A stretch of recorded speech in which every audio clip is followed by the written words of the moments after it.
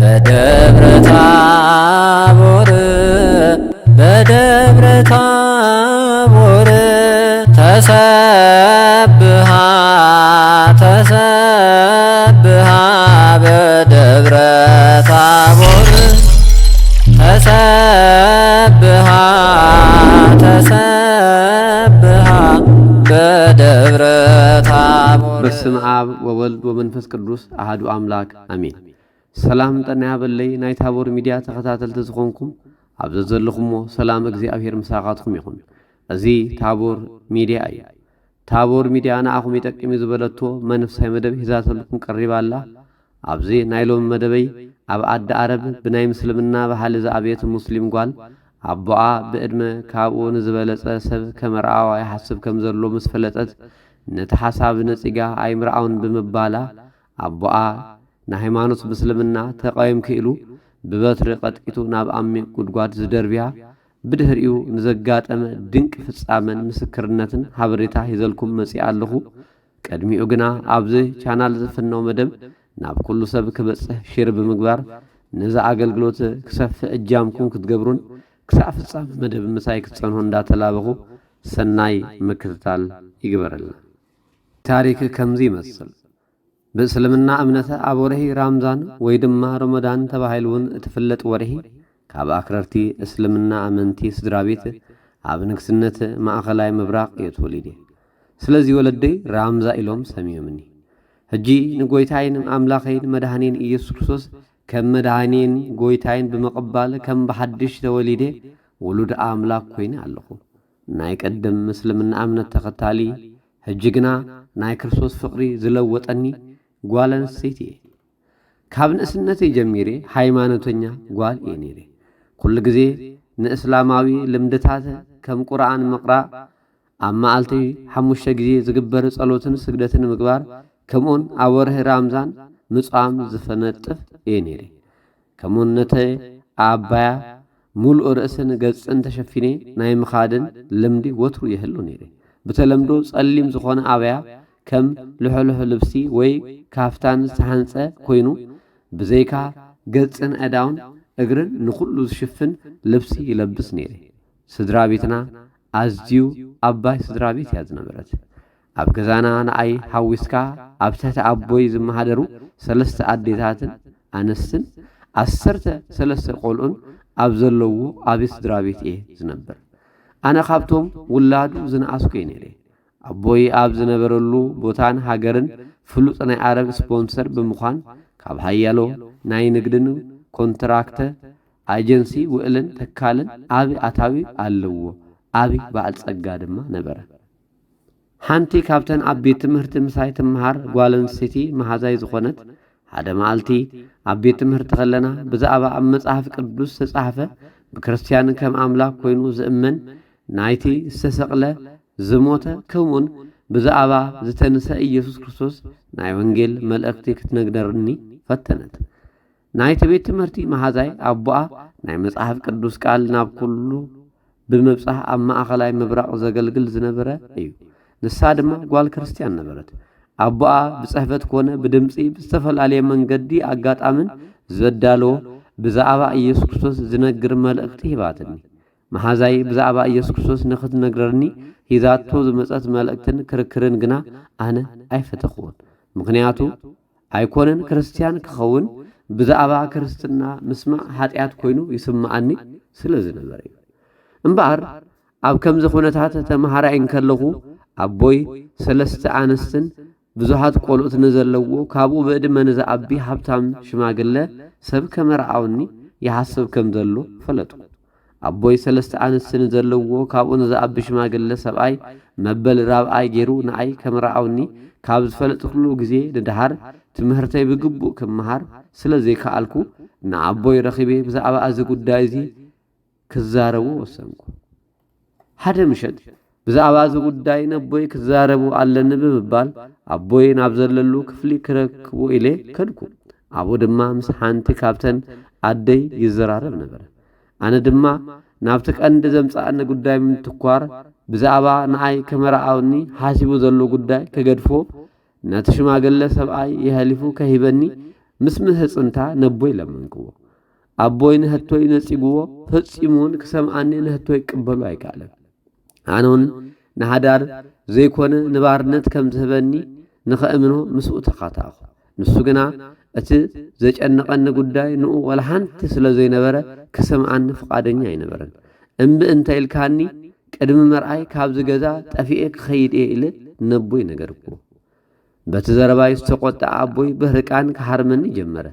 أبتقو زنبرة منبر جيرو أبلغ الرأسي وقعني رأسي كزرني جمرة أتم حرمتي كبير سلا زنبرة رأسي تفاجئ نبركو أتي أبلغ لي زورة موقعتي كبير سلا زنبرة رأسي سيهتي نامريت ودكو أبلغ لقوالا نسيتي بزواسرو سقمتي بزقبرو وصعا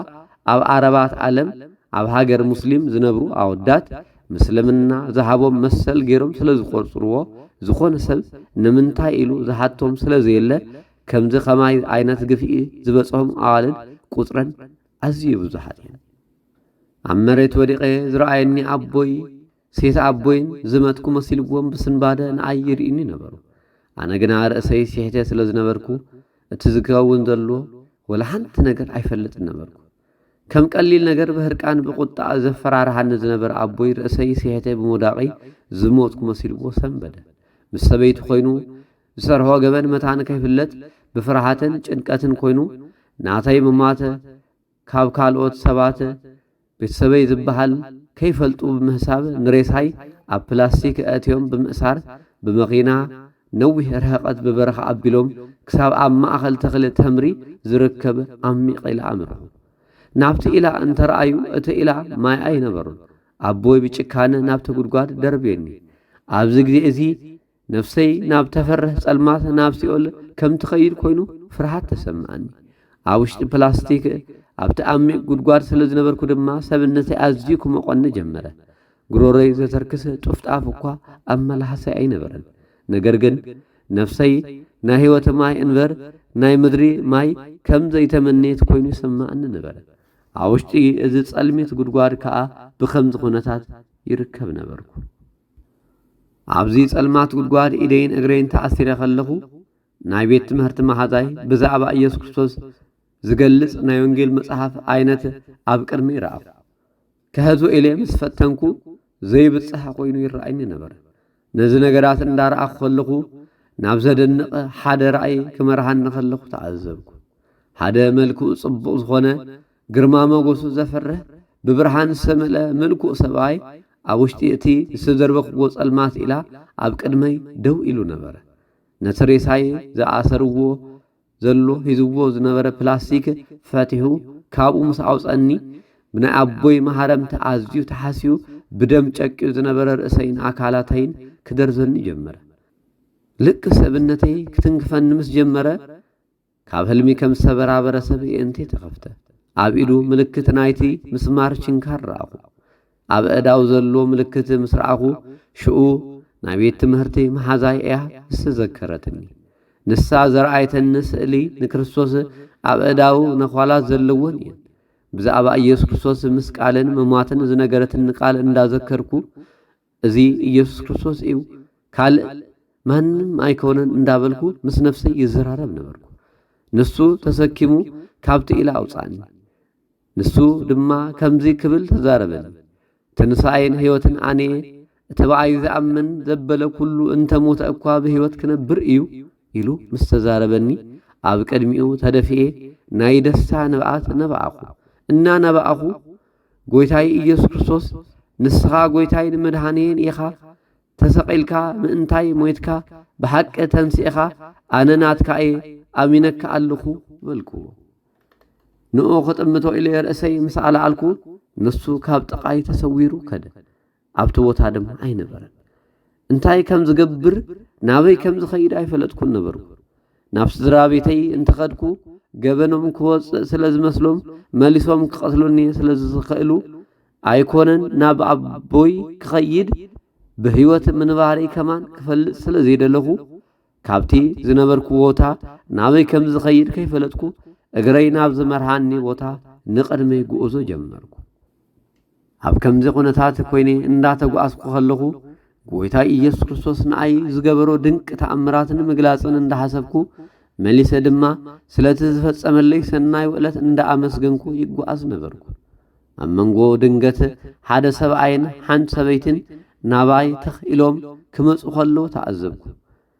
ንአይ ድህሪ ሰላም ምባሎም ናባይ ተላኢኾም ከም ዝመጹ ነገሩኒ ተጨነቅኩ አቦይ ብዛዕባይ ከረጋግጹ ዝለኣኹም ቁጽራት ሰባት ሰደደ መሲሉኒ ፈርሓኹ ንሳቶም ኣብ ኣእዳዎም መጽሐፍ ቅዱስ ሒዞም ኣብ ክሳዶም ዝኣሰርዎ መስቀል እንዳረኣዩኒ ናባይ ቀረቡ ዓጁኺ ሓፍትና ንስኺ ድህረጂ ብክርስቶስ ሓፍትና ኢኺ ኣይተፍሪ ናብዚ ንስኺ ዘለኽውዮ ብህልሚ እዩ ጎይታ ኢየሱስ ክርስቶስ ነጊሩ ሰደደና ንኣኺ ሓገዝትን ኣገልገልትን ክንከውን እዩ ኩሉ ነጊሩ ክርስቶስ ናብዚ ሰደደና በሉኒ አቦኺ ኣብ ልዕለኺ ዝፈጸሞ ናይ ግፍኢ ፍጻመ